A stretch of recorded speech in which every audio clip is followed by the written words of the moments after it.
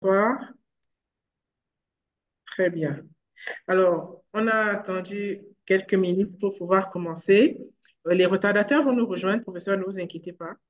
Et voici donc comment nous allons procéder. Je souhaite à nouveau la bienvenue à tous et à chacun. Il y a des habitués et pour les nouveaux, on va présenter qui nous sommes et, avant d'introduire la thématique du jour. Alors, moi, je suis Madame Laetitia Kankera Akwe. Je suis la responsable du bureau d'études ACA Expertise. Nous sommes un bureau d'études basé à Yaoundé, mais qui travaillons sur l'Afrique francophone subsaharienne depuis maintenant 15 ans. Et notre domaine de compétence, comme j'aime dire, c'est la pluridisciplinarité. C'est-à-dire que nous exécutons des missions d'assistance technique dans différents pays africains et dans des domaines très variés. Ça va être les systèmes d'information géographique, ce qui nous réunit aujourd'hui. Ça va être les finances publiques, ça va être la décentralisation, ça va être la gouvernance. Donc, nous travaillons avec une base de données de consultants dans le monde pour pouvoir répondre à ces appels d'offres-là. Et depuis 15 ans que nous fonctionnons, comme j'aime également le dire, notre cœur, ce sont les consultants qui se connaissent, qui peuvent être juniors, seniors ou qui sont débutants. Et pour pouvoir justement les aider à grandir, euh, chacun selon son niveau, nous avons donc créé une plateforme que nous aimerons également faire grandir sous forme d'un réseau qui s'appelle ACA Consulting. Et c'est dans le cadre de cette plateforme-là, qui est un réseau de consultants que nous voulons faire grandir, que nous organisons une fois par mois un webinaire sur une thématique qui concerne le monde du consultant et forcément donc un monde dans lequel soit certains sont déjà consultants, soit on a des étudiants ou on a des primo-débutants qui voudraient évoluer dans cette thématique-là. Et donc aujourd'hui, comme vous êtes tous informés, nous allons accueillir le professeur K qui va nous édifier sur le webinaire qui porte sur l'application des systèmes d'information géographique pour l'évaluation et la gestion des risques environnementaux. Euh, la manière dont nous allons procéder est la suivante, c'est que après avoir présenté le professeur K, je vais lui passer la parole pour la durée de son intervention.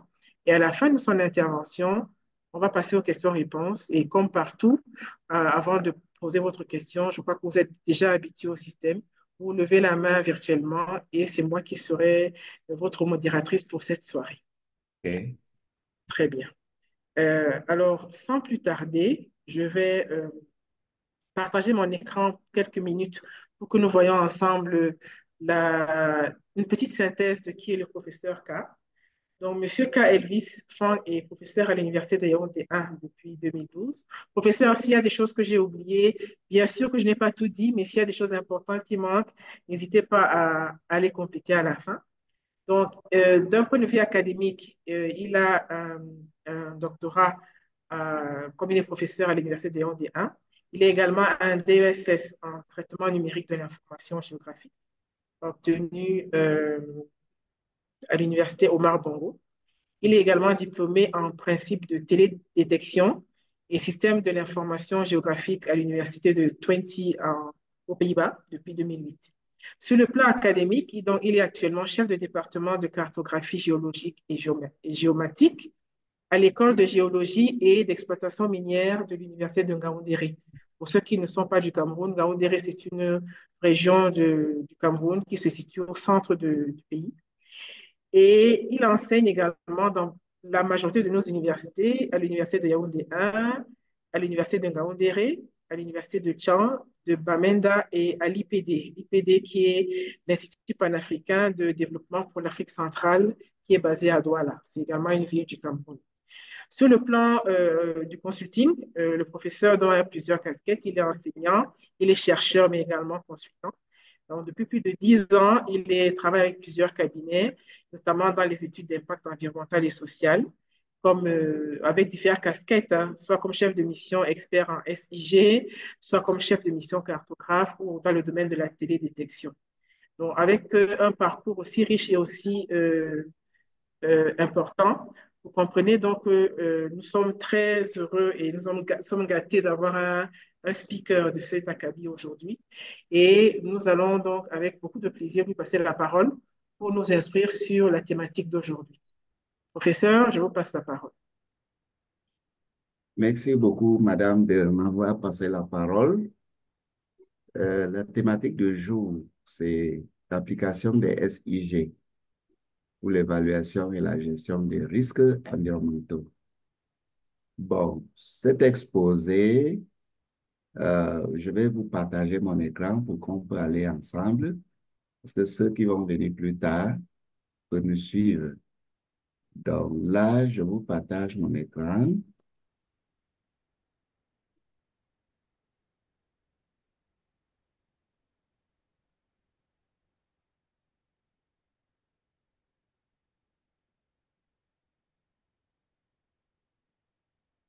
Bon, voilà le thème. Je pense que vous voyez mon écran. Euh, oui, professeur, nous voyons votre écran. OK, c'est bon. Bon, le thème que j'ai développé, c'est l'application des systèmes d'information géographique pour l'évaluation et la gestion des risques environnementaux. Donc, comme le plan d'exposé, euh, je vais commencer par l'introduction. Ensuite, je vais essayer de donner les types de risques environnementaux tels que c'est développé. Ensuite, les risques environnementaux au monde. Là, on va faire un petit tour pour voir comment le monde entier fait face à cette fléau. Ensuite, on va maintenant aller dans l'outil des systèmes d'information géographique. Et qu'est-ce qu'il s'agit? Et on va voir les composantes des cycles. On va prendre cas par cas pour examiner toutes ces composantes. Ensuite, on va voir les applications pour euh, pour l'évaluation et la gestion des risques environnementaux. Et en dernier lieu, on va prendre quelques exemples. Bon, il est à noter ici que les systèmes d'information géographique, c'est juste comme un outil qui aide à la prise de décision. Donc, on va voir comment on peut appliquer cet outil, comment bien exposer les risques qui nous minent sur l'environnement. Ensuite, euh, je vais dire, attendez un peu. Bon, pour les objectifs,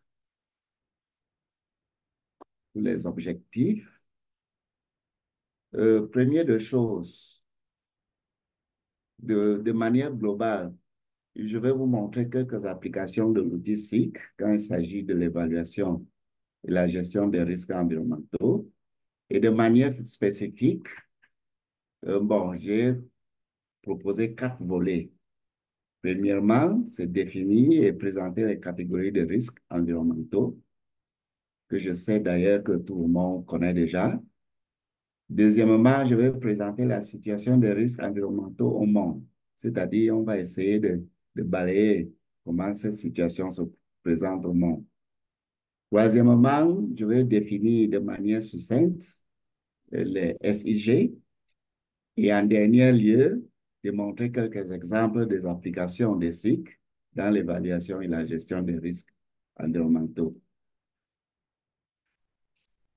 Bon, qu'est-ce qu'on entend par risque? Bon, je l'ai dit, un risque est juste une situation qu'un phénomène. Euh, Attendez, je ne vois pas bien mon écran, hein? OK.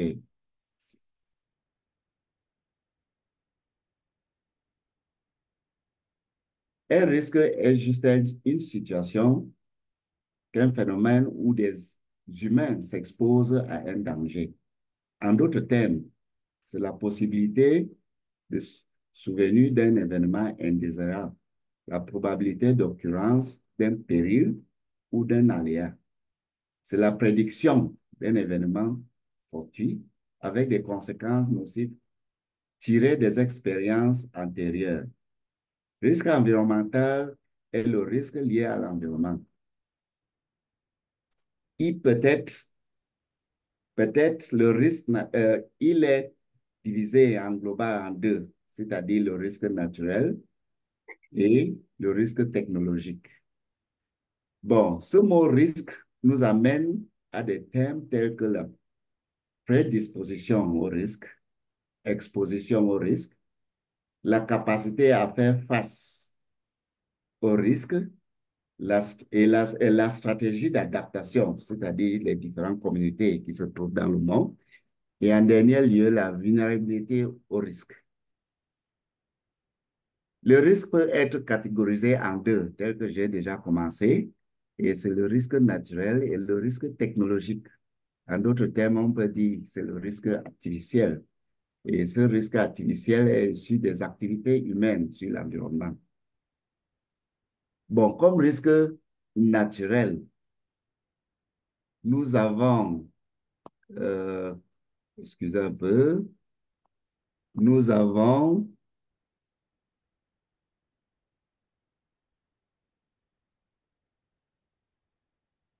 excusez, je ne vois pas bien mon écran, hein, il faut m'excuser un peu.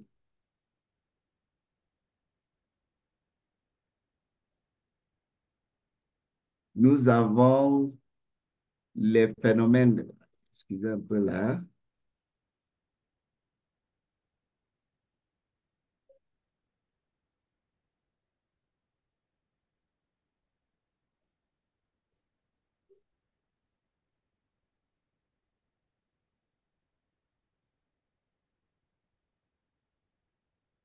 Bon, nous avons comme exemple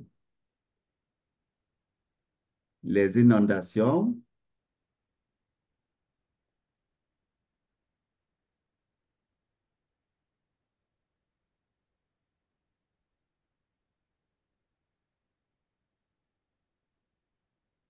les inondations. Et comme inondation, on peut avoir les gonflements ou les retraits de sols argileux. Nous avons aussi les mouvements de terrain. Et avec les mouvements de terrain, on peut avoir les éruptions volcaniques, les avalanches, les submersions marines et aussi les tsunamis. On peut avoir les incendies de forêt. On connaît toutes ces situations au monde. On peut avoir les tempêtes et aussi les sécheresses. Oui, vous dites? Bon, comme risque technologique, on peut parler des risques nucléaires, des risques industriels, les risques dans le domaine de transport et aussi les ruptures des barrages. Ça, c'est issu des activités humaines. Bon, comme je ne vois pas tout mon écran, il fallait que je fasse ceci. Bon, les principales causes de ces risques, on peut parler des changements climatiques, des activités de l'homme sur l'environnement. Ça, c'est deux majeures causes de tous ces risques que je viens d'énoncer. Bon, l'homme est souvent en mesure de réduire ou d'accroître ces risques de catastrophes naturelles.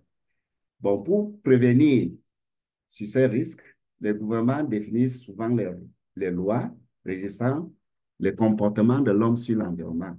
Ces lois destinées à être appliquées par les autorités administratives et municipales ainsi que les collectivités locales sont de nature préventive. Bon, ces lois, c'est préventif. Ce n'est pas vraiment pour arrêter ou bien d'éviter le risque, mais c'est pour réduire les conséquences. Oui, quelqu'un a quelque chose à dire? Non, professeur, allez-y, allez-y. Si quelqu'un parle, je coupe son micro. Allez-y. Oui, je vais prendre premier diapo là. Ça, c'est la situation de prédisposition des risques au monde. Vous pouvez regarder bien. Vous pouvez faire la disparité entre les pays développés et les pays en voie de développement. Et ici, vous allez bien voir que les pays européens, euh, c'est très faible, jusqu'à 7% prédisposés au risque naturel. Et avec ça, ceci dépend des niveaux de développement socio-économique d'un pays, des disparités sociales, la privation des groupes de populations vulnérables. Bon, vous voyez que cette situation dépend beaucoup plus du développement socio-économique d'un pays. Et vous pouvez bien voir une grande différence entre les pays développés et les pays sous-développés. Vous voyez que l'Afrique et surtout l'Inde se trouvent dans au niveau très élevé parce qu'on a catégorisé ça 5 niveaux, c'est-à-dire très élevé, élevé, moyen, faible, très faible. En deuxième lieu, nous avons exposition au risque naturel. Ceci aussi est calculé par pays. Et vous allez voir que exposition, les pays du Sahara sont les moins touchés. Donc, vous allez comprendre pourquoi. Que les pays là où la sécheresse est plus élevée sont les plus moins touchés. Donc, vous allez voir aussi que en Amérique, les États-Unis sont beaucoup plus exposés. Et ce risque ne résulte pas de des activités de l'homme. L'exposition est au risque naturel, donc c'est l'exposition au séisme, aux coulées de lave, au tremblement de terre. Bon, tous ces risques, ça ne dépend pas de l'homme. Et ici, vous allez trouver que les pays africains sont au moins épargnés de cette situation. Ensuite, nous avons le manque de capacité à faire face aux risques. On revient sur les pays africains. Vous voyez que c'est les plus touchés au monde parce qu'ils manquent de capacité à faire face aux risques naturels dans le monde entier. Bon, vous voyez que les États-Unis, là où c'est beaucoup plus exposé, mais c'est eux, avec beaucoup de pays européens, qui ont développé la capacité à faire face aux risques naturels. Donc, ils ont développé tous les moyens possibles pour réduire les conséquences aux risques. Et ceci aussi, c'est l'homme qui développe ses capacités à faire face aux risques. Donc, ça dépend beaucoup plus aux risques technologiques. Donc, ici, là, on va beaucoup plus parler de risques technologiques. Et ces risques dépendent de l'homme. Donc, ici, on va parler de instabilité politique, les faibles institutions démocratiques, pas d'état de droit, les soins de santé inadéquats, ainsi de suite. Donc, vous voyez que les pays africains sont les plus touchés dans ce domaine. Et ce qui est surprenant, vous allez voir que ce manque de capacité, la France est le pays euh, le plus touché dans tous les pays développés du monde. Et il faut comprendre pourquoi. Ensuite, j'ai parlé de manque de stratégie à faire face aux risques. Donc, manque de stratégie, parce que ça dépend beaucoup plus de la capacité intellectuelle des citoyens qui se trouvent dans ce pays. Et ceci dépend des systèmes éducatifs et de la recherche qui ne sont pas bien adaptés.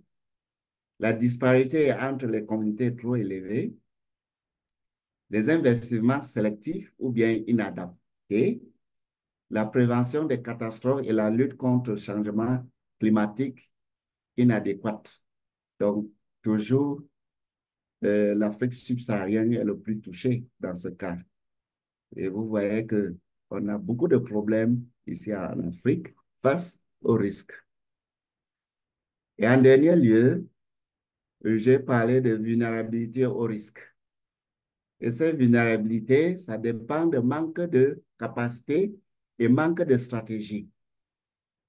Et vous voyez encore que les pays sous-développés sont les plus touchés. Oui. Donc, il existe donc une disparité beaucoup plus entre le monde développé et le monde en développement. Bon, maintenant, on va essayer de définir et système d'information géographique. Et avec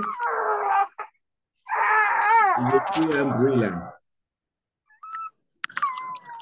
Allô?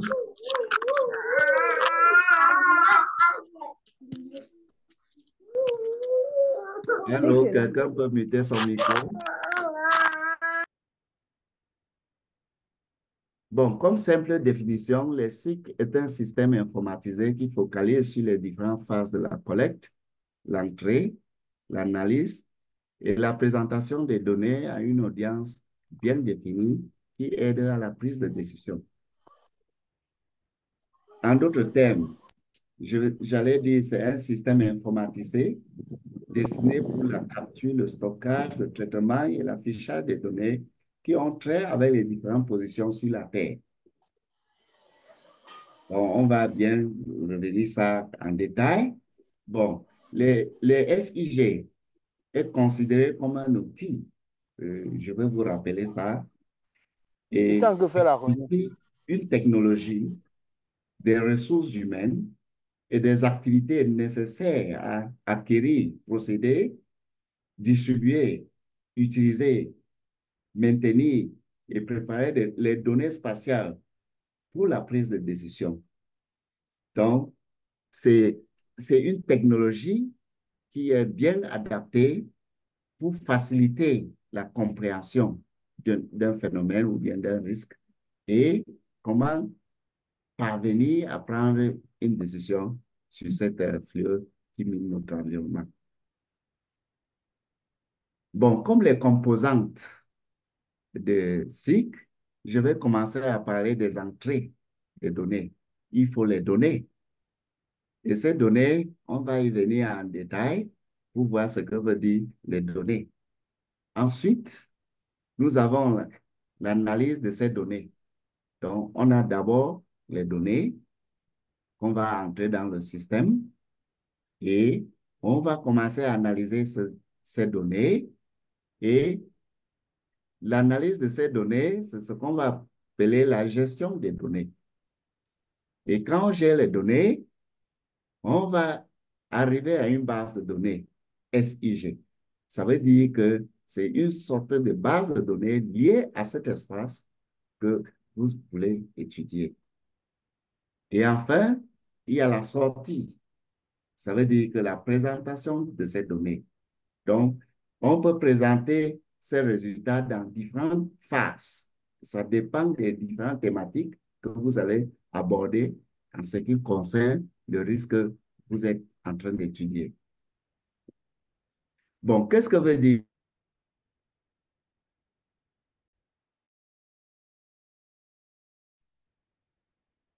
les données? Une donnée, j'allais dire,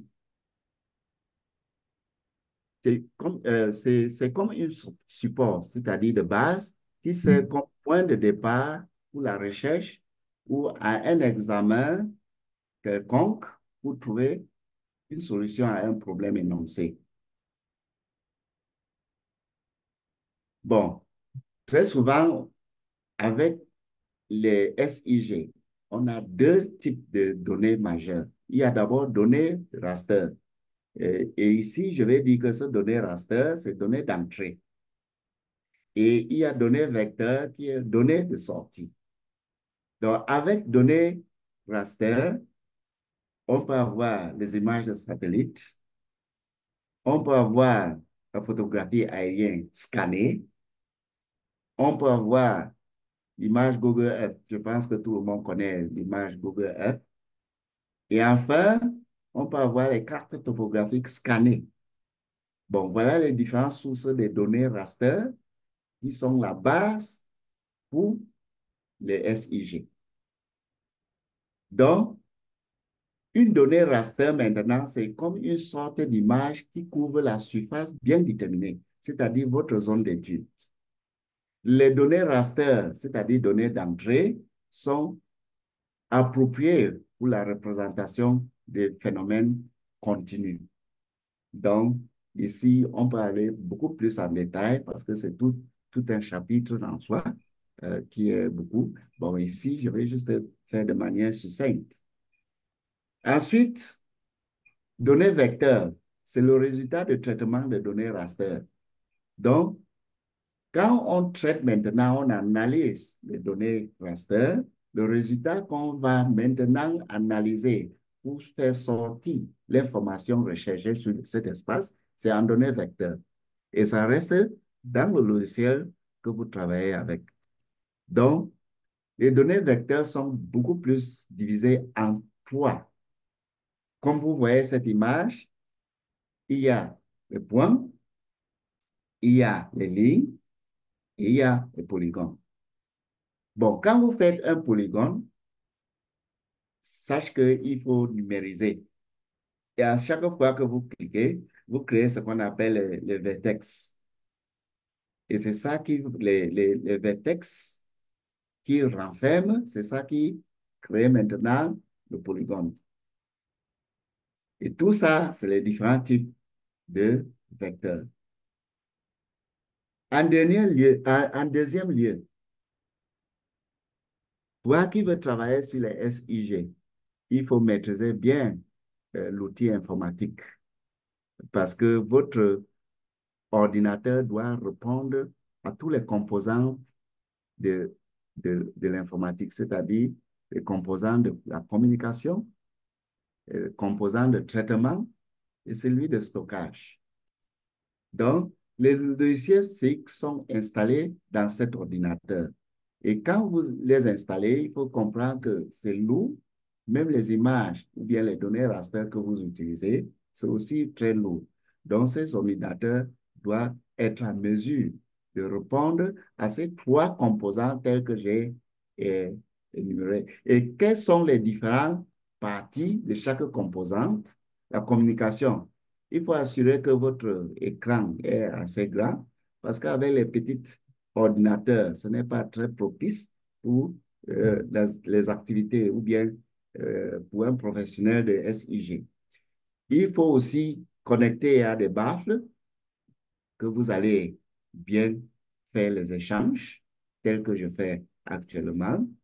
Bon, en ce qui concerne le traitement, il faut assurer que votre clavier est bien lié avec le système d'exploitation parce que on a les différents types de claviers que vous comprenez. Le clavier QWERTY, le clavier AZERTY, ainsi de suite. Et si ce système d'exploitation n'est pas lié à votre clavier, vous aurez des problèmes avec certains types de logiciels SIG. Donc, il faut aussi assurer que votre processeur est assez grand pour assurer la bonne marche du logiciel. Et il faut aussi avoir une souris externe. Et ce n'est pas celui incorporé. Parce qu'avec celui incorporé, ça ralentit votre travail. À ce qui concerne le stockage, assurez aussi que votre disque dur doit être au moins 500 gigas et plus, parce que quand le disque dur, la capacité de disque dur est grande, c'est aussi, ça assure aussi la rapidité de votre machine. Il faut aussi assurer que votre RAM est au moins de 4 gigas parce qu'aujourd'hui, les machines sont beaucoup plus performantes avec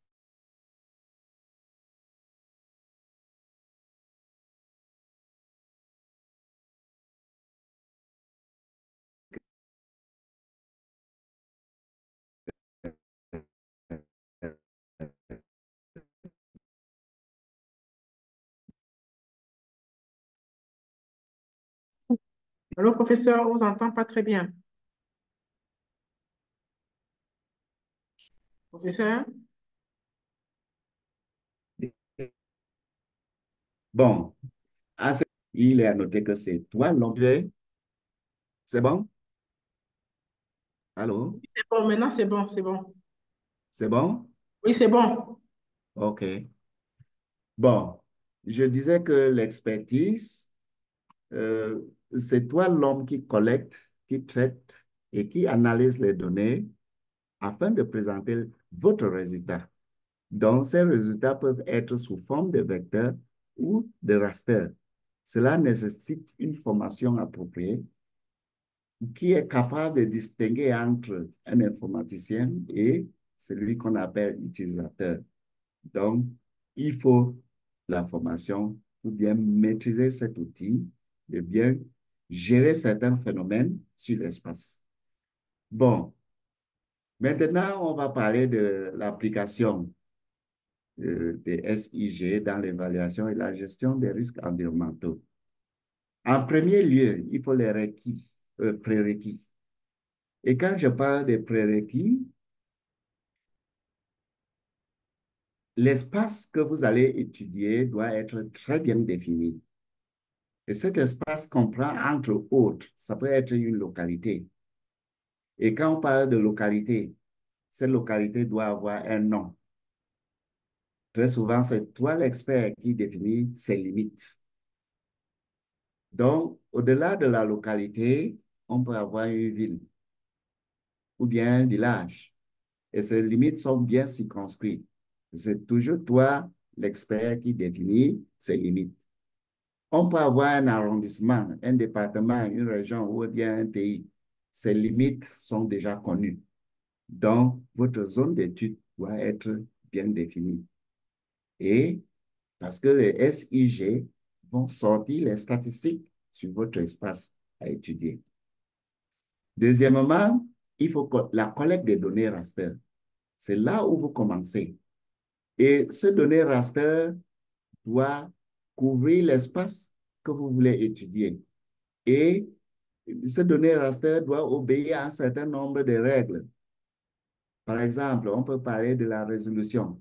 Ça, c'est dans le domaine de la télédétection. On va parler de la source. Et je vais parler de la résolution d'abord. Ceci dit, haute résolution, ça veut dire que l'image est beaucoup plus claire, les objets sont très grands et votre étude doit être très détaillée. Très souvent, les données raster de haute résolution sont coûteux, ce n'est pas gratuit. Bon, ceux de faible résolution, vous pouvez les obtenir dans l'Internet. Vous pouvez les télécharger gratuitement. Et ces résolutions, on les mesure par mètres.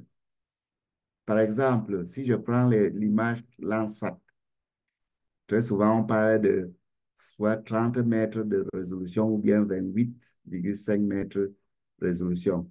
Et ça veut dire que une petite pixel est 30 fois 30 mètres, qui veut donner 900 mètres carrés sur un seul pixel dans une image de télédétection. Et vous allez voir que ces images couvrent les très grandes superficies. Et ça devient difficile pour que vous identifiez chaque maison, les routes ou bien les arbres sur cette image. Donc, c'est beaucoup plus propice dans les études de grandes étendues. Par exemple, la savane, la couverture forestière, ainsi de suite. Bon, pour les images de haute résolution, dans ce cas, on peut voir chaque maison, on peut voir les rues, on peut voir les arbres et votre étude doit être beaucoup plus détaillée. Maintenant, ça dépend de l'étude que vous voulez et il faut comprendre la résolution de votre donnée raster à appliquer avec les SIG. Donc, quelle que soit la résolution, il faut connaître la source. Je vais tirer ça où? À quel coût? Dès que vous avez résolu ce problème, c'est-à-dire vous avez votre donnée raster, première démarche, ce raster doit être géoréférencé. Et c'est avec votre logiciel STIC qui est déjà installé dans votre ordinateur que vous faites cet géoréférencement. Par exemple, il y a des logiciels de SIG et qui sont propices à ces travaux. Je vais parler de QGIS, je vais parler de ArcGIS, je peux parler de MapInfo et il y a bien d'autres. Deuxièmement, Excusez un peu.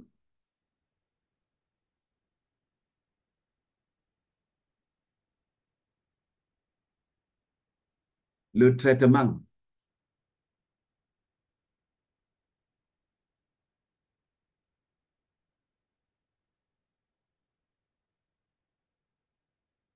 Bon, avec le traitement,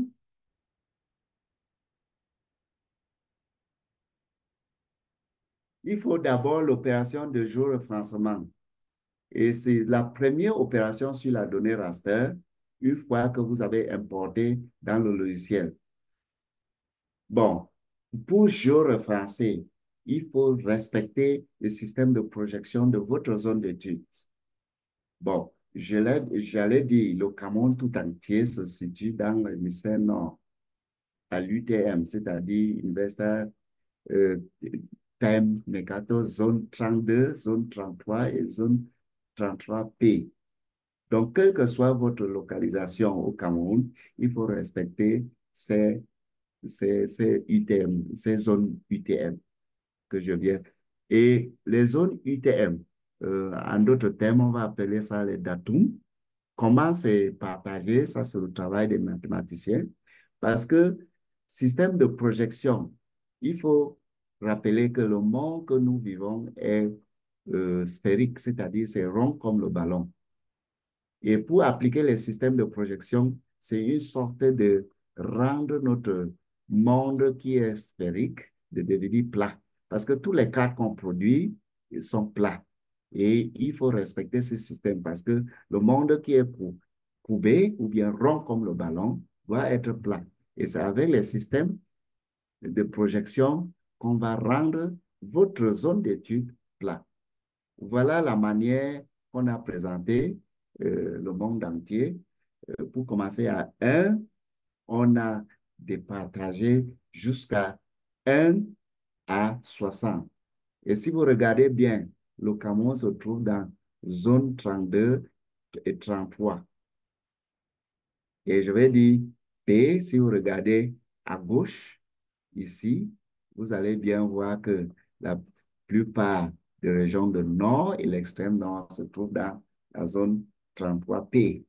Donc, toute la Damawa se trouve dans la zone 33. Bon, le centre est un peu divisé, une petite partie dans la zone 33 et le grand ouest, c'est-à-dire nord-ouest, ouest, littoral sud-ouest, sud, la grande partie du centre se trouve dans la zone 32. Bon, tout le Cameroun se trouve dans l'hémisphère nord, il faut le rappeler. Bon, il faut procéder à la numérisation. Et cette numérisation, il faut maintenant créer le polygone de votre zone d'étude. Et je vais prendre par exemple la ville de Yaoundé comme notre zone d'étude. Et si je prends la ville de Yaoundé, d'abord, il faut ce raster. Et quand j'ai le raster, il faut le géoréférencer. Et quand je le géoréférence, c'est là que je dois commencer la création des différentes couches. Et ces couches thématiques dépendent des objectifs de mon étude. Par exemple, j'ai obtenu le raster qui couvre la ville de Yaoundé. Il faut rappeler les sources de votre donnée. De haute résolution, c'est coûteux. De faible résolution, ça peut être gratuit. Et tout ce que j'ai fait, j'ai joué en français dans le logiciel AGIS avec l'application ACMAP.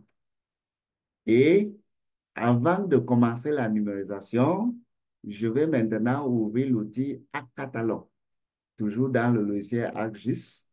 Et je vais maintenant créer la couche Yaoundé dans ces ACCatalogue.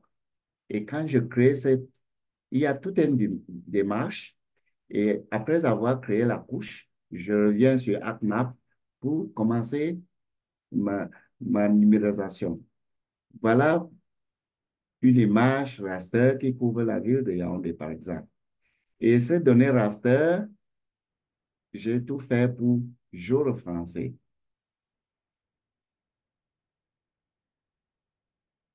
Bon, je peux commencer maintenant mon étude.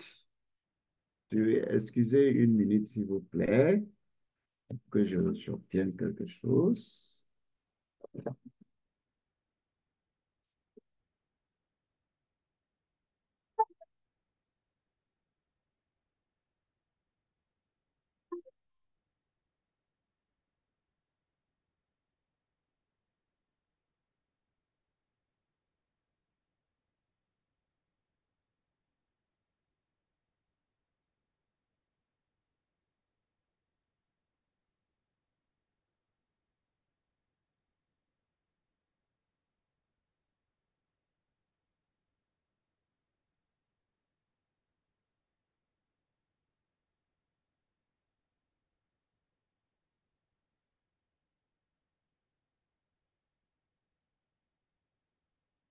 OK.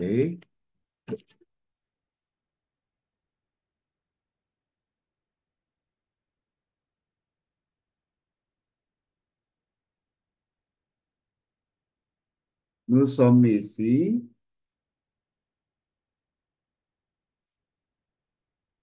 Bon, je vais commencer, par exemple, évaluer le risque de la topographie de la ville de Yaoundé. Donc, je dois chercher les données raster de SRTM. Ça veut dire Short Radar Thematic Mapper. Et ce que j'ai obtenu, je dois maintenant chercher ce qui couvre tout le Cameroun. Celui-ci est de 90 mètres de résolution, qui couvre des grands étendues.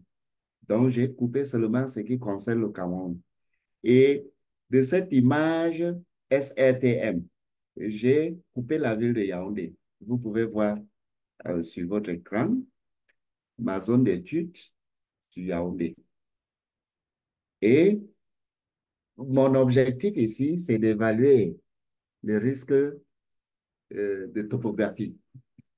Bon, je dois prendre le temps pour comprendre exactement la manière que je dois sortir les risques qui relèvent de la topographie de la ville de Yaoundé. Et tous ces risques qui relèvent de la topographie, on peut avoir les glissements de terrain, on peut avoir les éboulements des roches, on peut avoir euh, la coulée de lave. Bon, Yaoundé n'est pas dans la zone de volcan. Bon, ces risques, tout le monde le sait, que Yaoundé est exposé aux risques comme ça. Donc, je vais maintenant entrer dans le logiciel. Je fais sortir seulement les courbes de niveau. Et quand je sors les courbes de niveau de ma zone d'étude, je vais voir que dans côté ouest et nord-ouest de la ville de Yaoundé, c'est beaucoup plus accidenté. Et si c'est accidenté, je vais maintenant voir toutes les zones là où c'est propice à tous ces fléaux, comme glissement de terrain, comme la chute des roches, comme les éboulements, ou bien la couleur boueuse, ça dépend. Donc, voilà les zones que c'est propice dans la ville de Yaoundé. Et ça, j'ai obtenu maintenant de l'image SRTM. Et vous voyez dans ma zone d'étude, les noms de lieux sont très importants. Parce que là où il y a ces risques liés à la topographie, je dois avoir les noms des lieux. Et dans mon logiciel, je dois afficher tous ces noms de lieux pour mieux savoir où, dans quel lieu ou bien quel nom de lieu se trouve tel ou tel risque. Donc, voilà un peu la carte liée juste à la topographie pour relever les risques liés à la topographie de la ville de Yaoundé. Ensuite, je peux zoomer un exemple pour bien voir les valeurs de la topographie. J'ai pris l'exemple ici, le mont Bankolo, et vous voyez que jusqu'au sommet, nous sommes jusqu'à 1000 mètres d'altitude. Et si vous faites la descente jusqu'au niveau de Carrefour Mbankolo, Et avec le logiciel, vous pouvez évaluer cette distance.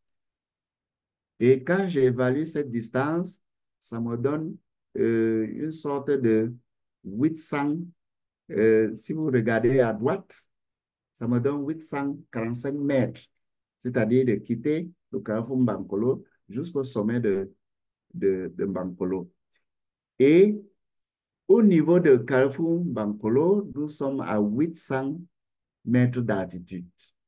Et vous allez voir que la dénivellation entre carrefour Mbankolo et le sommet, il y a 200 mètres. Et vous allez maintenant faire un calcul de la pente. Bon, suivant les normes, vous allez comprendre qu'une pente qui est supérieure à 10%, on peut qualifier comme zone à risque.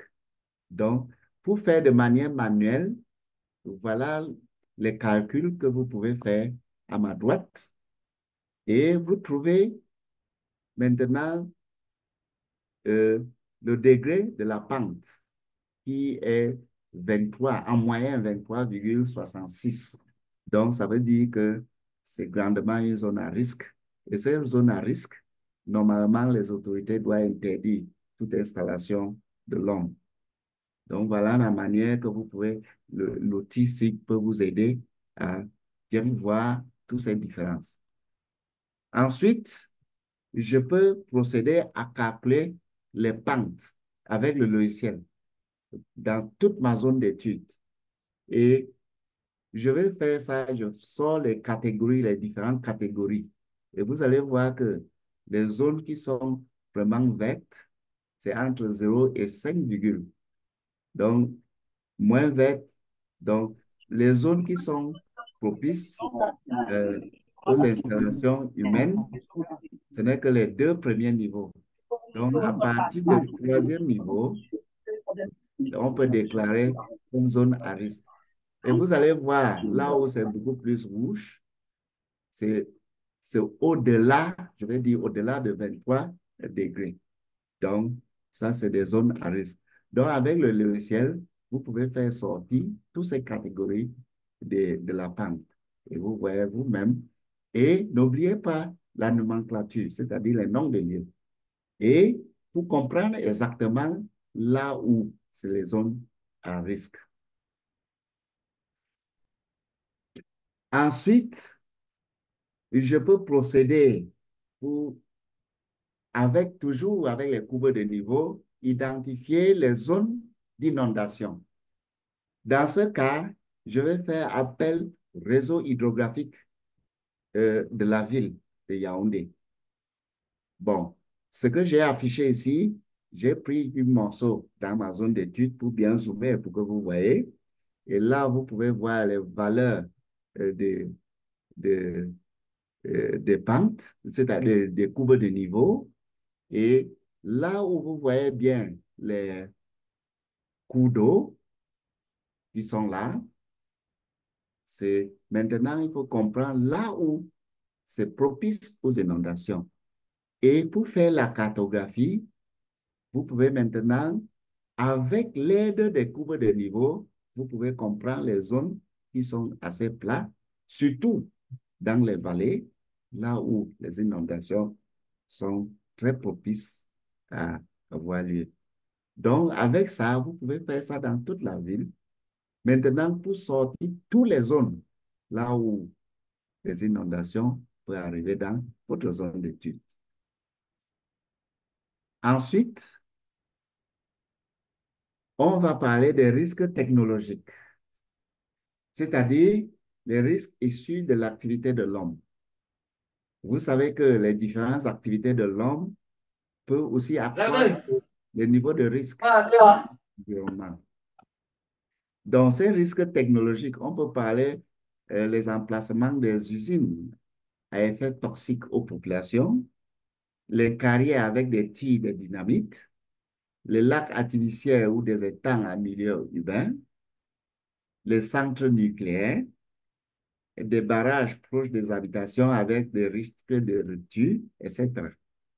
Bon, si par exemple ce sont des usines toxiques, c'est-à-dire ça doit être éloigné des installations humaines, mais ces usines sont installées en milieu urbain.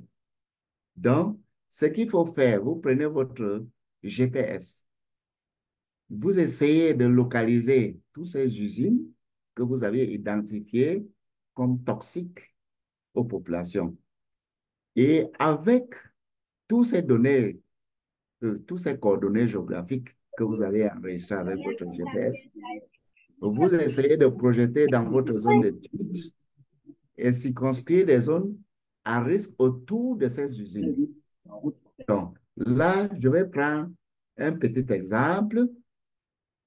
Par exemple, dans la zone de Yaoundé, euh, voilà quelques données, par exemple, des usines que je vais considérer comme toxiques dans la ville de Yaoundé. Je les ai enregistrées comme X, Y, Z et le nom. X, ça c'est les longitudes. Y, ça c'est les latitudes. Et Z, c'est les altitudes. Mais j'ai enregistré ça avec les degrés décimaux. On peut aussi les enregistrer en UTM mètres, comme on peut aussi les enregistrer en degrés minutes secondes, ainsi de suite. La démarche à faire, c'est de suivre les systèmes de projection de votre zone d'étude afin de projeter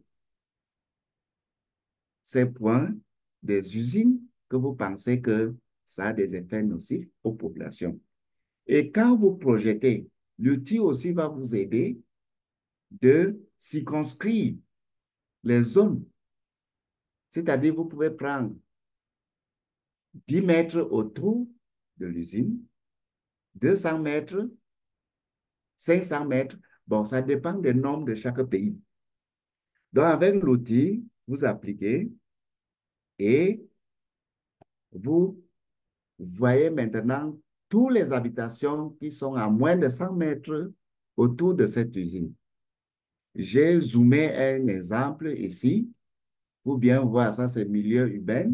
Le point rouge, c'est là où se trouve peut-être cette usine que vous avez enregistrée avec votre GPS. Et si je circonscris la zone, je peux maintenant identifier toutes les maisons qui se trouvent à moins de 100 mètres autour de cette usine. Et quelle est la décision à entreprendre? C'est maintenant de dégager toutes ces habitations autour de l'usine ou bien demander à, à, à l'usine de se déplacer dans cette zone. Donc, ça dépend de la décision que vous proposez, étant donné les objectifs de votre étude. Donc, ça, c'est un exemple que je zoome, que vous voyez bien ce qui se passe avec l'outil SIC. Donc, tout ça, vous pouvez bien faire ça avec, et pour avoir les mesures exactes de ce que vous voulez. Ensuite, on va évaluer l'impact d'un phénomène sur un espace représenté par les polygones. Bon, quelle est la démarche à entreprendre? Bon, si les polygones représentent les arrondissements du Cameroun, par exemple, vous partez d'abord dans Arc Catalogue. Nous sommes dans le logiciel ArcGIS. Vous créez la couche arrondissement et vous définissez les variables pour les arrondissements. Quand je parle des variables, ces variables doivent être en fonction des objectifs de votre étude. Et ces variables, ça peut être d'abord le nom de l'arrondissement, la superficie de cet arrondissement, la population de l'arrondissement. Et dès qu'on a la population à la superficie, on peut calculer la densité par arrondissement. On peut avoir le nombre de victimes d'inondations par arrondissement, le nombre de pentes à plus de 10% par arrondissement, la population vivant dans les bas-fonds, c'est-à-dire les zones exposées au risque d'inondation, et tout autre risque que vous pouvez évaluer par arrondissement, et vous pouvez ajouter autant de variables étant donné vos objectifs de cette étude. Donc, Quand vous avez fini avec euh, la définition de ces variables, donc, vous êtes sur ArcMap, vous ouvrez cette couche arrondissement et vous double-cliquez sur le nom de la couche à gauche. Vous prenez symbologie, ensuite quantité, valeur et vous choisissez densité parce que c'est là où vous voulez évaluer le nombre euh, de niveaux proposés par le logiciel. Donc, vous prenez aussi les classes. Vous pouvez changer ça. Soit vous mettez 5 classes, vous mettez 3 classes, ça dépend de vous. Et ça dépend de vos objectifs. Donc, j'ai pris un exemple. Ça, c'est pour évaluer maintenant la densité. Comme vous pouvez prendre beaucoup plus de variables.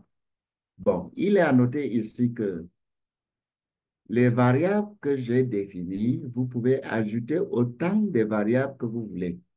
Et quand, pour ajouter toutes ces variables, vous êtes dans les bases de données de, de ces polygones, vous pouvez ajouter, faire add field, vous ajoutez les différentes variables que vous voulez ajouter. Et chaque variable peut produire une différente carte thématique dans le logiciel. Donc, très souvent, on fait 5 classes pour comprendre là où c'est trop élevé, c'est moyen, c'est faible et c'est très faible. Donc, 5 classes suffit à une autorité de bien comprendre ce que vous voulez évaluer sur l'espace. Bon, si je prends un autre petit exemple, je vais évaluer d'autres risques environnementaux, technologiques. Je peux prendre un lac artificiel. Par exemple, dans la ville de Yaoundé, il y a le lac municipal. Euh, Comme démarche, vous partez sur Arc Catalogue, vous créez cette couche, vous vectorisez uniquement le lac en question et allez quand vous numérisez le lac, excusez, vous pouvez le sauvegarder et quand vous sauvegardez, maintenant, vous voulez évaluer le risque de lac qui peut être des inondations si le lac déborde, qui peut être euh, les moustiques qui se trouvent autour du lac et cette population est exposée à ces risques et d'autres maladies qui sont liées autour d'un lac. Donc, dans ce cas, vous pouvez faire ce qu'on appelle le buffer, c'est-à-dire une zone tampon, parce que les autorités peuvent maintenant définir une zone tampon. Ça dépend des lois dans chaque communauté ou bien dans chaque pays. On peut avoir, par exemple, 100 mètres autour de lac, on peut considérer comme zone à risque et les autorités interdisent les êtres humains de s'installer à moins de 100 mètres autour du lac. Donc, voilà, par exemple, le lac en question. Je numérise le lac, j'ai créé sa couche et j'ai créé le lac et je fais mon buffer et je circonscris 100 mètres autour du lac. Et là-bas, je peux identifier toutes les installations humaines à 100 mètres et moins autour du lac que je vais considérer comme zone à risque. Donc, vous pouvez faire ceci, autant des exemples pour faire sortir une carte d'ensemble de, de, de risques, soit de risques naturels ou bien de risques euh, artificiels dans votre zone d'étude.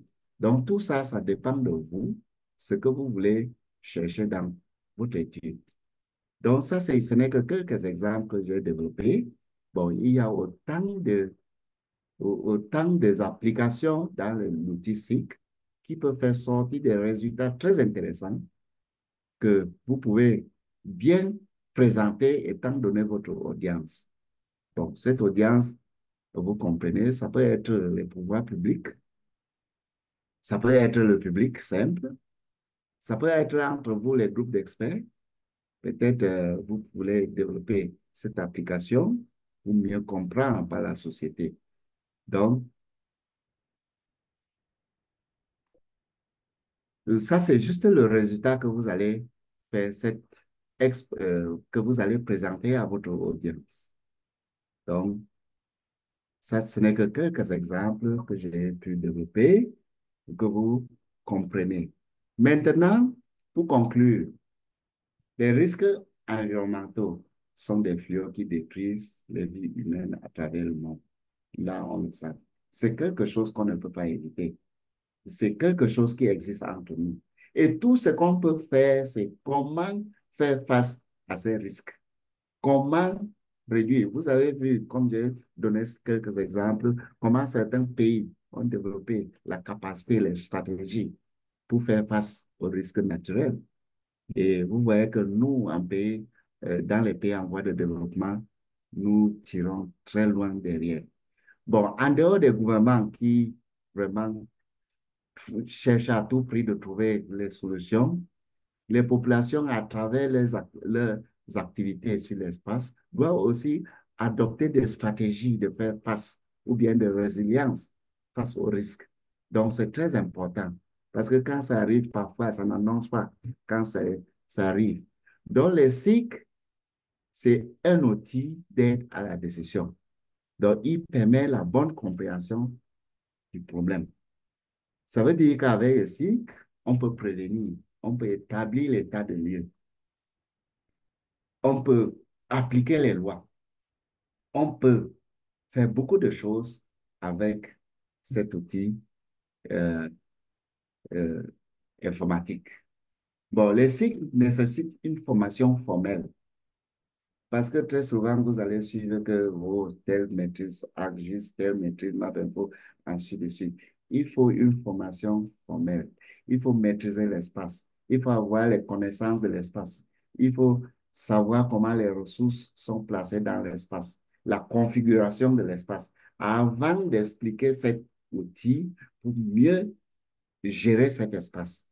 Donc, avec ces risques environnementaux, il faut les donner. Il faut connaître leurs sources. Il faut caractériser ces données. Il faut avoir un ordinateur qui répond aux exigences de risque. Il faut avoir l'expertise. Donc, en grosso modo, voilà ce que j'ai préparé pour que vous compreniez ce que veut dire SIG dans l'évaluation et la gestion des risques environnementaux. Je vous remercie. Merci beaucoup, professeur, pour ce brillant exposé qui nous a vraiment permis de comprendre, de toucher du doigt l'utilisation des SIG pour nous, les novices, hein, dans la prévention et la gestion des risques environnementaux. Alors, je nous propose à présent de passer aux questions-réponses. Et comme le professeur l'a dit déjà, nous avons pu voir l'étendue de certaines applications que le professeur maîtrise et nous pourrons voir par la suite, effectivement, comme le professeur dispense des formations dessus. Pour ceux qui aimeraient pouvoir justement avoir la formation complète et pratique de cette application-là, nous pourrons voir comment organiser une session avec le professeur dédiée donc à l'utilisation de ces outils-là. Alors, sans plus tarder, je propose de passer aux questions-réponses. Comme je l'ai dit tout à l'heure, nous allons procéder de manière coordonnée. Tous ceux qui ont des questions, vous levez la main, simplement, virtuellement, et je me ferai le plaisir de vous passer la parole.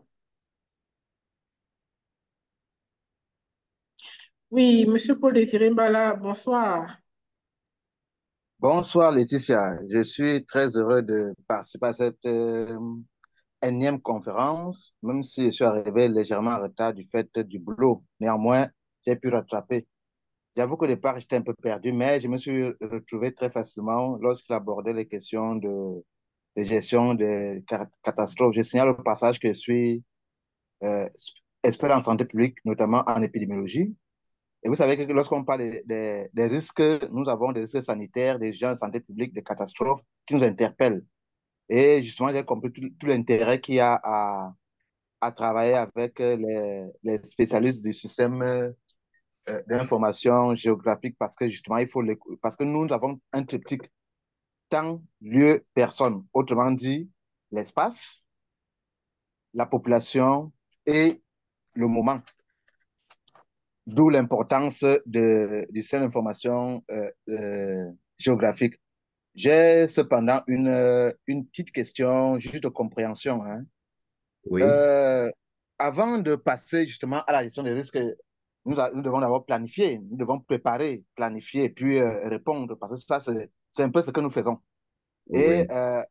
maintenant, quelle est la place du système d'information géographique dans nous avons aujourd'hui, vous êtes bien au courant de ce que nous avons aujourd'hui, l'approche une santé qui intègre l'environnement, la santé humaine, la santé animale, parce qu'il est de plus en plus, nous sommes d'accord aujourd'hui que l'être humain est exposé à tout type de risques qui entraînent justement, qui dégradent constamment sa santé. Alors, ma Oui. petite question est de savoir, à ce jour, est-ce que à ce jour, est-ce que vous pensez que le système de gestion des risques environnementaux, des risques sanitaires et des catastrophes est efficace dans notre pays? Surtout que nous n'arrivons pas toujours à anticiper les inondations et autres qui arrivent, comme nous les avons actuellement dans les régions septentrionales du pays. Et nous n'arrivons pas toujours à anticiper sur les épidémies qui arrivent, qui parfois nous surprennent. Merci.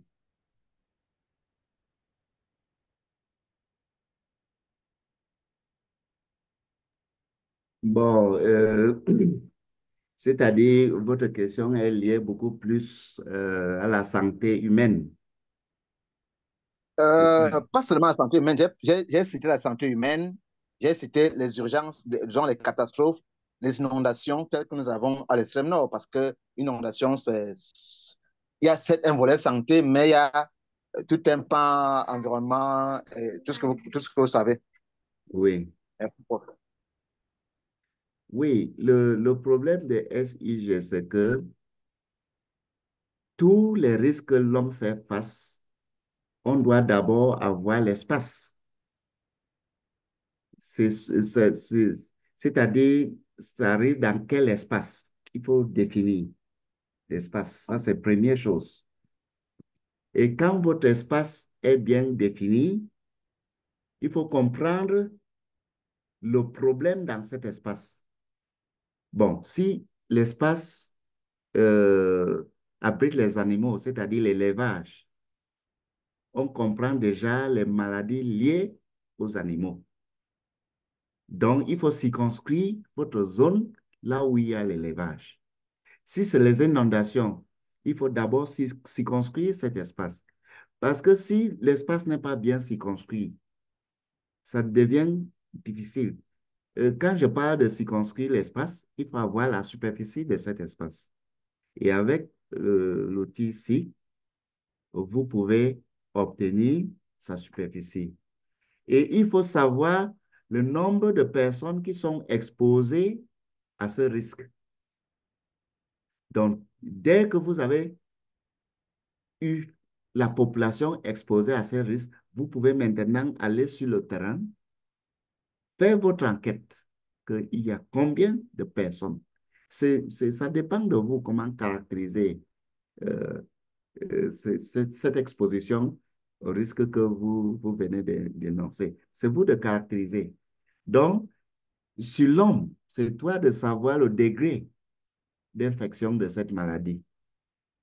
Si c'est lié avec les inondations, première de choses, c'est vous de caractériser le degré d'inondation, le degré d'exposition de population face à cette inondation. Et si cet espace n'est pas bien circonscrit, je vais dire, le pouvoir public ne peut pas bien comprendre le phénomène. Parce que tout ce que vous faites dans cet espace, vous allez développer ce qu'on va appeler les bases de données liées à cet espace. Et c'est cette base de données que vous allez maintenant On n'a pas produire le GPS. les différentes cartes thématiques. Donc, qui va maintenant faciliter la compréhension du problème et la prise de décision. Bon, je ne sais pas si je vous ai satisfait.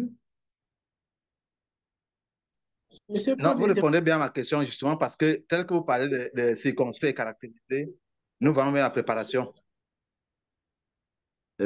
Préparation par rapport à... Comme je l'ai expliqué, nous avons d'abord, nous devons anticiper.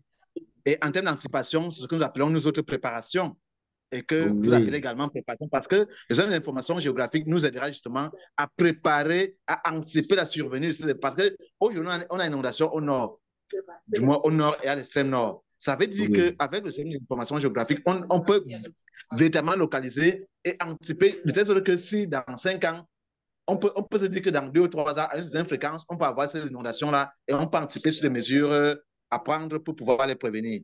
Bien sûr. C'est-à-dire que il faut circonscrire toute la zone de nord et l'extrême nord. D'abord, et vous allez circonscrire ça où? Il faut les images de satellite. Ou bien, ça peut être les photographies aériennes scannées.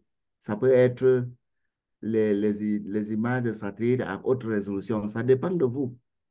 Et vous produisez ces cartes de prévention, c'est-à-dire prévenir.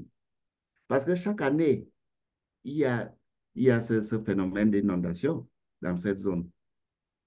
Donc, on connaît déjà les zones qui sont exposées aux inondations. Donc, il faut faire cette carte. Et chaque année, il faut savoir l'étendue de ces inondations. Est-ce que ça a débordé là où vous avez prévu ou pas? Ou bien ce n'est pas arrivé? Ça dépend de vous. Donc, il y a les cartes de prévention qui existent. Donc, pour mieux préparer, c'est prendre votre outil GPS et même avec les populations, ils peuvent vous dire exactement à quel niveau les inondations peuvent arriver dans leurs différentes localités. Donc, c'est vous de comprendre comment faire la cartographie de toutes ces zones. Donc, il y a les cartes de prévention qui sont très bien réalisées et consultables. Ok, OK. merci, professeur. Monsieur Mbala, donc, ça veut dire que vous n'utilisez pas de carte de prévention en santé publique ou bien vous n'y avez pas accès peut-être? Effectivement, nous les utilisons énormément parce que même dans notre planification, on fait toujours avec les cartes. On ne peut rien faire sans carte. On ne peut rien faire sans données géographiques. Même quand on collecte les données à travers, par exemple, l'application Kobo Collect, on a toujours la position pour pouvoir bien identifier. Non, on les utilise beaucoup. Et vraiment, je suis satisfait de cette exposé. Oui, Donc, donc ces oui. cartes, on doit les actualiser à tout moment, hein? Justement, comme le professeur dit, chaque fois que nous avons à faire une planification, qu'elle soit macro ou micro, nous devons d'abord faire la carte. D'abord, Oui, au moins oui. faire la carte de l'aire géographique dans laquelle on travaille. Au moins, c'est le minimum. Ou ça peut être l'aire de santé, ça peut être le lycée de santé, ça peut être la région, ou c'est le minimum, en tout cas. OK. Alors, la question que je pose, monsieur Mbala, c'est que ces cartes-là, vous les faites sur Kobo Tool Collect, Kobo Toolbox. Et monsieur le Non, professeur, non, non. non? Non, pas nécessairement. Pas nécessairement. C'est-à-dire que je prends seulement Kobo Collect comme un exemple, hein, pas nécessairement. C'est-à-dire que c'est un des multiples outils. Il y a même QGIS. Bon, lui, il est allé un peu plus loin. Parce que là, on a besoin de l'expertise de quelqu'un qui est spécialisé. Comme il a dit, c'est pas des choses au pied levé. C'est-à-dire ça, c'est une spécialité. Le système de formation géographique, c'est pas, comme je l'ai dit, c'est une expertise dont nous avons Oui. souvent besoin. Bon, mais on fait souvent avec. Ok, donc OK. vous prenez les recours d'un expert en SIG pour vous élaborer vos cartes, en fait. Oui, en général, lorsqu'on fait des cartes bien faites, Mhm. nous-mêmes, on se base souvent à faire des petites cartes, mais lorsqu'on fait des choses plus précises, plus pointues, on a besoin de. Ok, Donc là, cet exposé vous a permis de comprendre vraiment comment ils travaillent et maintenant de voir que vous pouvez leur demander plus de choses en réalité à Bien, vos experts avec qui vous travaillez. bien sûr, bien sûr. Oui, je Ouais. pense que vous avez compris la démarche à entreprendre. Mhm. Oui, pour ça. OK. Très bien. Alors, la parole est à qui veut la prendre? Est-ce qu'il y a d'autres personnes qui ont des questions, des observations ou bien des avis à donner après l'exposé du professeur? C'était tellement clair, professeur, que vous voyez, personne n'a de questions à vous poser, tellement tout était précis. Et même nous, moi qui suis novice, qui ne comprenais, qui n'est vraiment pas du domaine, j'ai vraiment pu comprendre comment les SIG permettent enfin, en tout cas, le lien entre les SIG et les risques environnementaux. Oui, mais très souvent, s'il n'y a pas de questions, on considère qu'ils n'ont pas bien compris. Oui, aussi, aussi, aussi. Donc, Euh, si vous avez des questions, posez. oui, Monsieur Parce que Mbala. je sais quand même que la démarche est un peu compliquée, je sais très bien. Et c'est pour cela que j'ai beaucoup insisté sur la formation formelle. Donc, très souvent, quelqu'un ne peut pas vraiment se mêler avec les SIG sans une discipline de base. Mhm, Et les disciplines de base, bon, un géologue, un géographe, mhm. je peux même dire un biologiste aussi, parce que ça relève de l'espace. Donc, ils vont trouver l'outil SIG est très important pour eux. OK. Alors, Oui. Monsieur Mbala, permettez que je passe d'abord la parole à Monsieur Samba Thiam et après je reviendrai vers vous. Monsieur Samba, vous avez la parole. Vous avez pu garder la connexion? Tout à fait, Laetitia. Je vous remercie. Très bien. Effectivement, la relance a été faite par les services techniques compétents pour la distribution de l'électricité, ce qui fait que j'ai pu suivre la présentation du professeur Elvis. Je le félicite au passage pour la clarté.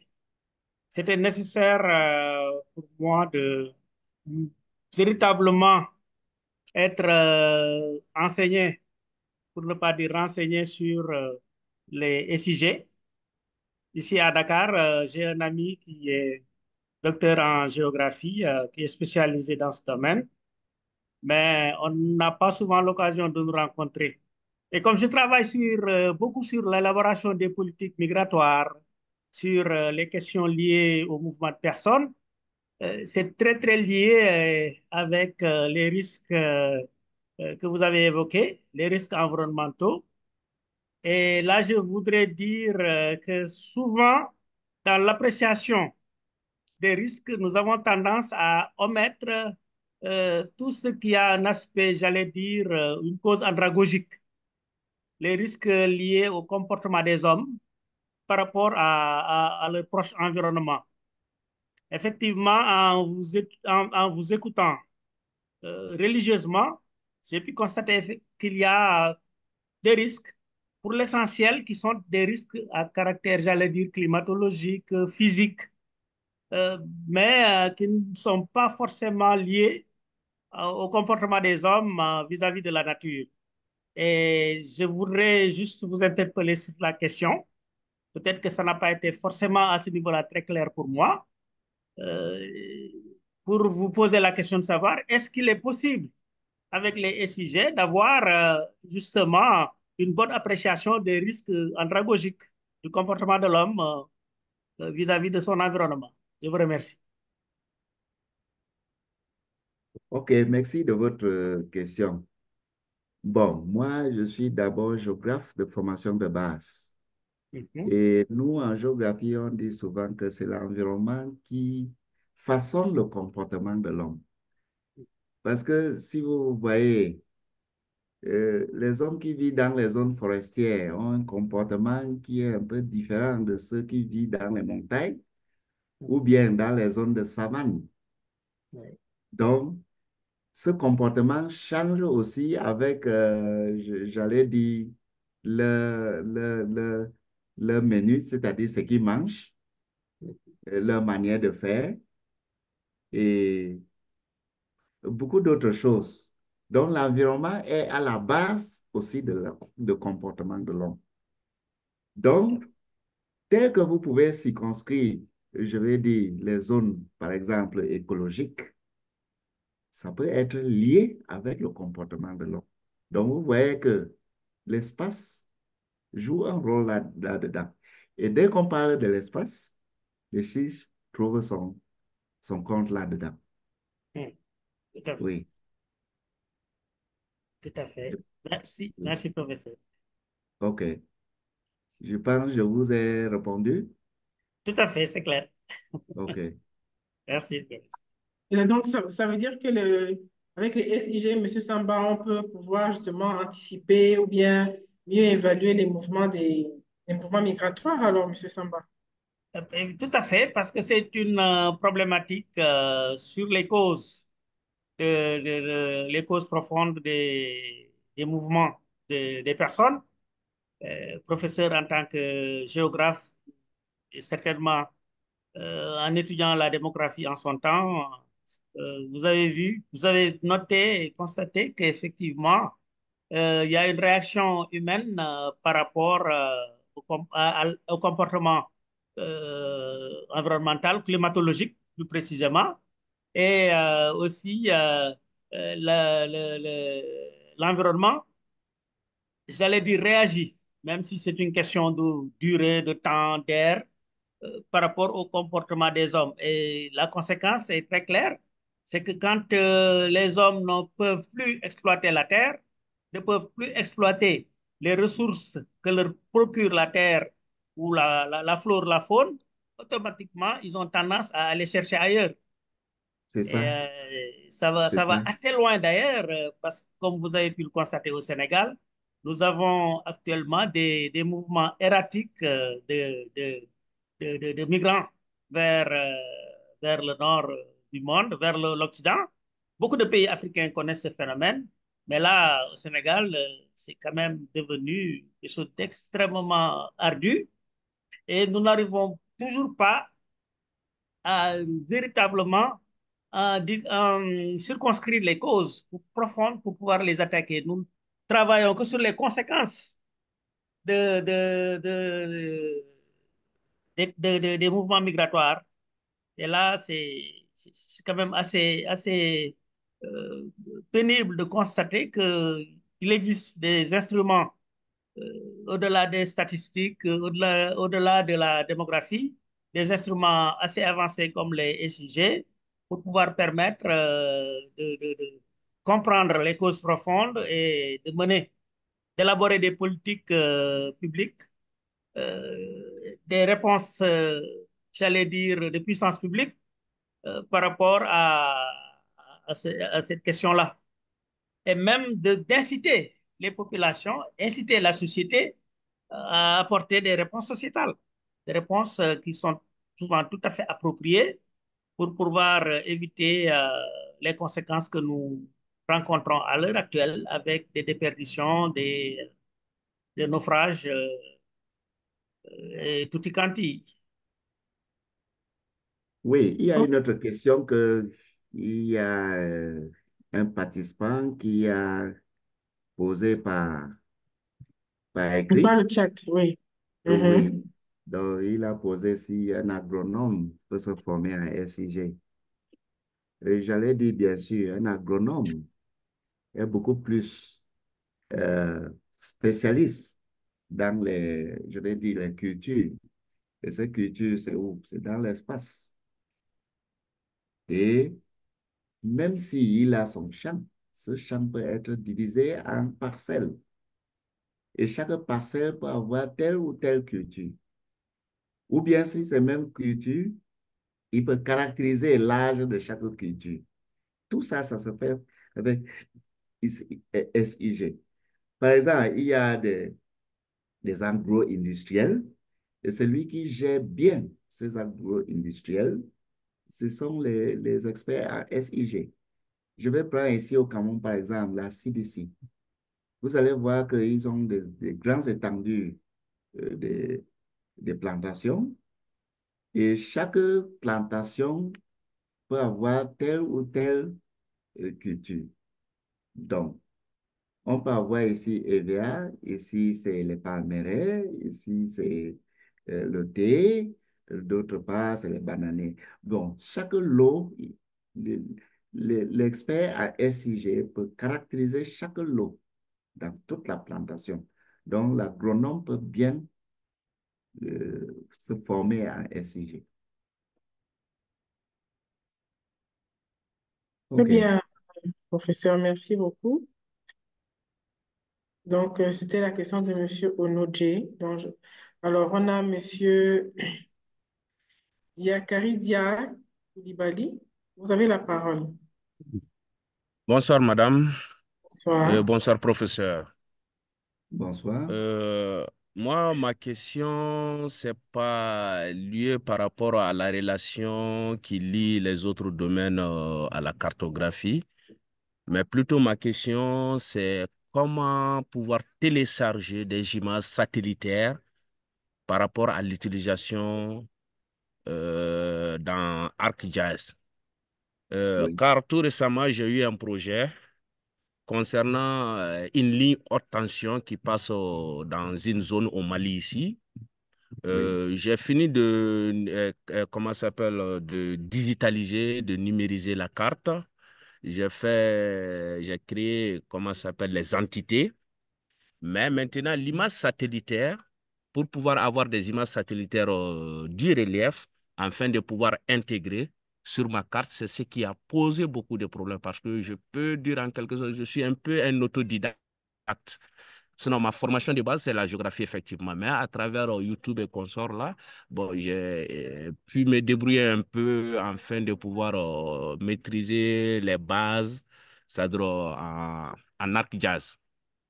Mais aujourd'hui, j'ai cette difficulté de pouvoir télécharger des images satellitaires. Je ne sais pas par quelle manière passer pour pouvoir avoir ça et puis les intégrer dans ma carte afin d'avoir cette représentation de relief.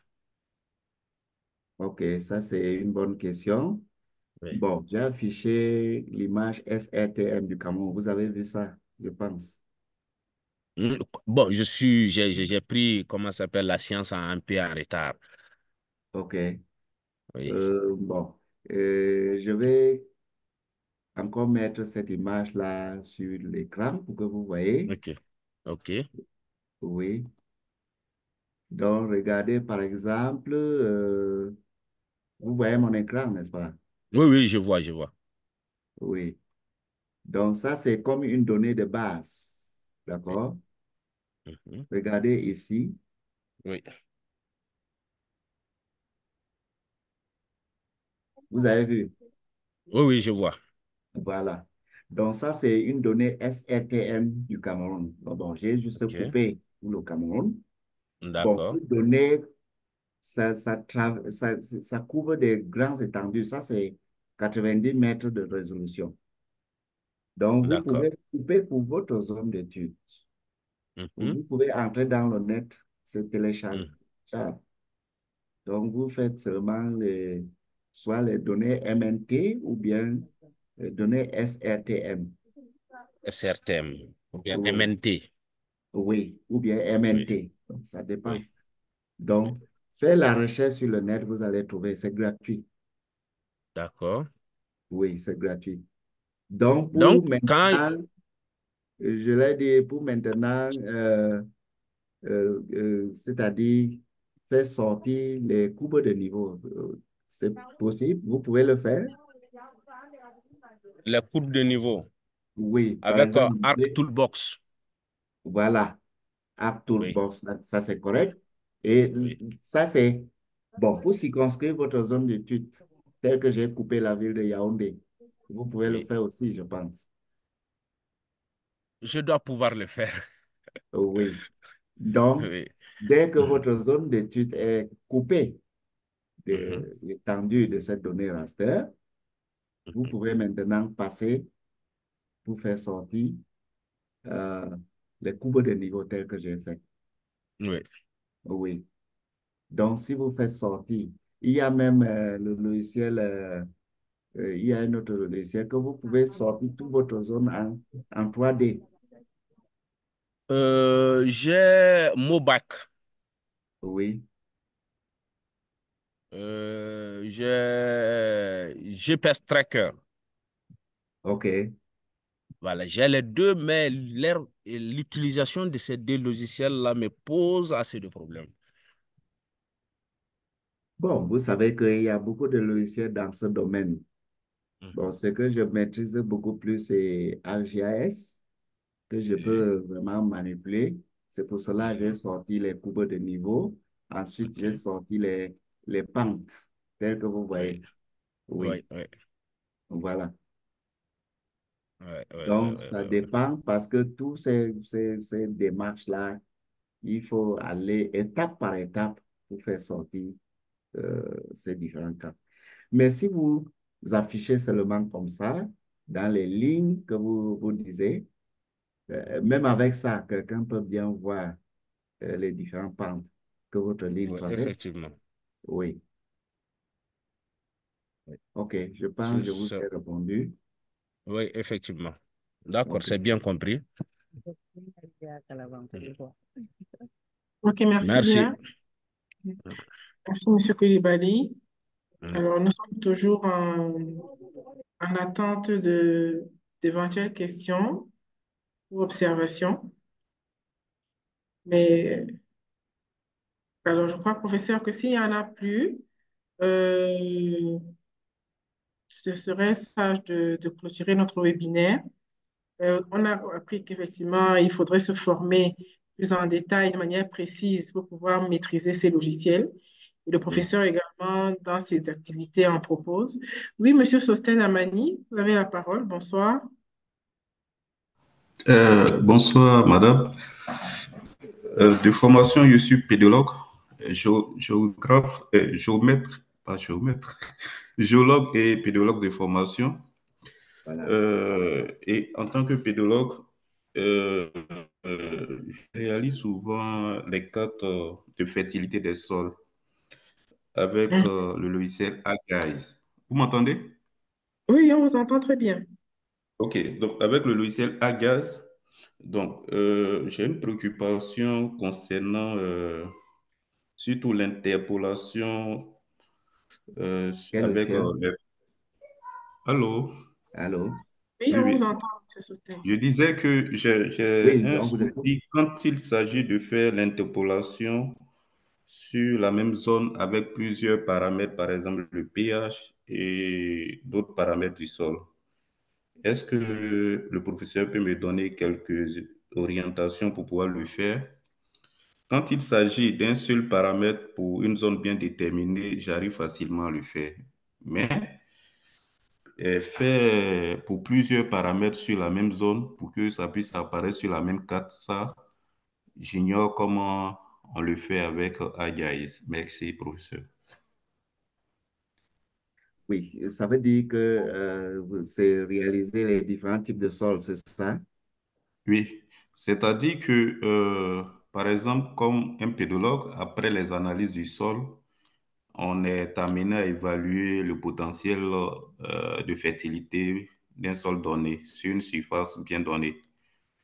Donc, sur, par exemple, un hectare que je donne comme un exemple, on peut prélever les paramètres tels que le pH, euh, euh, le C, le Na, le, en tout cas tout ce qui rentre en compte pour la fertilité du sol. Donc, après ça, on prélève toutes ces données avec les données géographiques.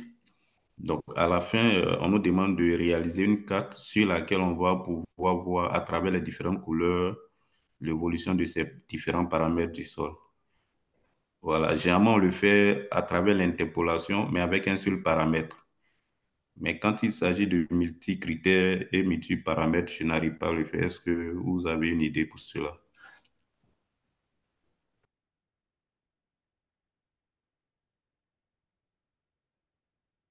Professeur,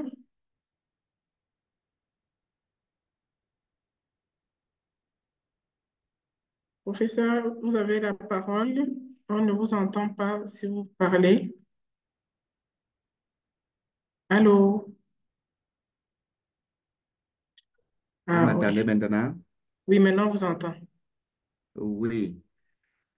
Donc, sa question relève beaucoup plus dans le domaine de la télédétection. Donc, il faut les images de satellite et il faut traiter avec les logiciels de la télédétection. Et ce traitement doit être lié avec les travaux de terrain dans l'école là où je me trouve, parce que c'est beaucoup plus nous, les géologues aussi, on fait ce travaux ensemble. Donc, c'est des images de satellites qu'on traite avec les logiciels de la télédétection. Par exemple, il y a EDAS et il y a ENVI. Donc, c'est avec ces logiciels, après avoir traité, qui reste peut-être en données raster, il faut maintenant convertir en données vecteurs pour importer dans le logiciel SIG et mieux caractériser ces sols. Donc, c'est une démarche qui est assez un peu compliquée, j'allais dire, parce que tu dois faire plusieurs tests dans l'échantillonnage en télédétection. Ok, je crois que c'est un peu plus clair. Monsieur Sosten, est-ce que ça vous éclaire? Oui, oui, ça me va. Merci. OK. Vous avez un logiciel de télédétection déjà, Monsieur Sosten, bien vous allez en acquérir un. Non, non, je suis un praticien, donc j'utilise généralement, en plus de Huggies, j'utilise Envie également pour les traitements d'images. Voilà.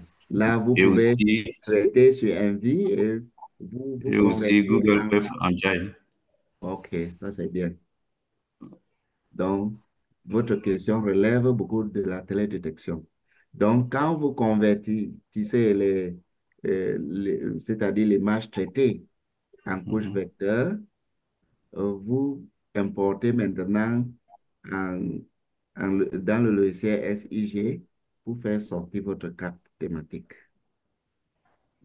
Parce que, en fait, ce que je dis, par exemple, quand on va sur le terrain, on prélève les échantillons du sol Voilà, selon la surface indiquée oui, en respectant une échelle. Donc, oui, après ça, on fait des analyses pour avoir une idée des quantités des nutriments qu'on a dans le sol. oui. Donc, généralement, quand on finit, vu la quantité et aussi en tenant compte de la profondeur, on arrive facilement à faire ressortir la carte de ces éléments selon leur répartition géographique. Mais OK. l'idée, c'est que souvent, quand je regarde un peu les autres documents ou d'autres articles, ils arrivent facilement à, sur la même carte, à voir l'évolution de ces différents paramètres sur la même carte. OK. Voilà. Donc, moi, à mon niveau, quand je le fais, voilà, avec l'outil interpolation dans ArcGIS, par exemple, j'arrive à évaluer, par exemple, la température dans une zone bien donnée ou bien le pH dans une zone bien donnée. Mais quand je veux lier, par exemple, le pH à d'autres paramètres sur la même carte, je n'arrive pas. Voilà. Sachant que ces données n'ont pas été, c'est pas des données qui viennent des images SAT, mais plutôt des données que nous avons prélevées directement sur le sol. Non, il Donc, faut comprendre que, mhm, excusez un peu là, c'est-à-dire, quelles que soient les images satellites, d'accord, ce prélèvement sur le terrain doit être lié à cette image. C'est vous de caractériser. mhm, Vous comprenez? oui, Oui. Donc, là où vous faites ce prélèvement, très souvent, ça doit être localisé avec l'outil GPS. oui. Oui. Et si vous prélevez beaucoup d'échantillons, ça devient facile de bien traiter votre image et circonscrire la zone d'étude et les caractéristiques des différents types de sols que vous avez trouvés sur votre zone d'étude. D'accord. OK. Merci bien, professeur. OK. Très bien. Euh, alors, est-ce que nous avons encore d'autres préoccupations? Ou bien on peut, il est 21h10, certains sont fatigués, on peut arrêter. OK. Je crois que nous allons arrêter pour ce soir. Comme je vous l'ai dit tout à l'heure, rassurez-vous, nous allons enregistrer intégralement ce webinaire. Nous allons vous envoyer l'enregistrement du webinaire et par la suite, éventuellement, tous ceux qui aimeraient pouvoir avoir des informations sur les formations que le professeur dispense de manière précise, n'hésitez pas à nous faire signe afin que nous puissions vous mettre en contact. Mais de notre manière, nous pourrons également vous communiquer les formations que le professeur fait en ligne par rapport à ces modules-là. Et si vous êtes intéressé, vous pourrez donc facilement vous inscrire. Alors, je pense que nous avons fait le tour. Professeur, je vous passe la parole quand même pour un dernier mot. Et ensuite, on va se dire bonne fin de soirée. Oui, merci. Je vais dire merci à tous les participants. Et ça, c'est juste un esquisse. Et il faut savoir que les risques environnementaux, c'est quelque chose qu'on vit avec. Donc, il faut beaucoup plus développer les cartes de prévention. Et c'est ça qui nécessite une formation. Et il faut savoir que l'État a besoin de toutes ces sortes de, de cartes de prévention afin de faire face à ces fléaux qui minent notre société. Donc, ça, ce n'est qu'un début. Je suis très content que cet webinaire a eu lieu. Et je pense qu'avec le temps, beaucoup de choses peuvent être bien améliorées.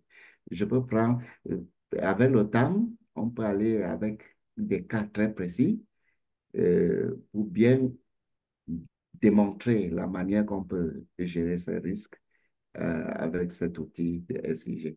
Merci à vous tous et bonne soirée. OK, merci, professeur. Donc, je nous souhaite à tous une bonne fin de soirée et je nous dis à très bientôt pour un prochain webinaire avec Asia Consulting.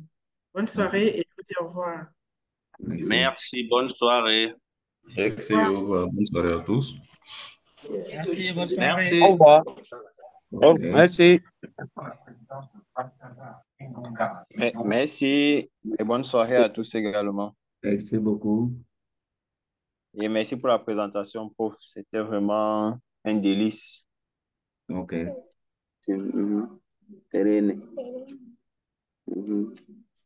Salut. Bye bye. Bye bye, professeur.